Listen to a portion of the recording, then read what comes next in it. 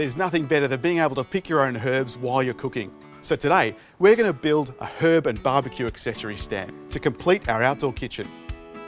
So I picked up this great outdoor screen at Mitre 10, and we're going to use it to form the basis of our stand. Using a couple of sturdy braces, we're going to attach this to the back of our outdoor kitchen. And on it, we're going to be hanging baskets of fresh herbs. Okay, repot your herbs using a premium potting mix.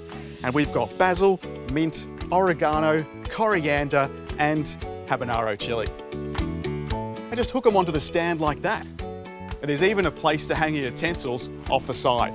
Too easy. So there you go. Head into your local Mitre 10 to get started.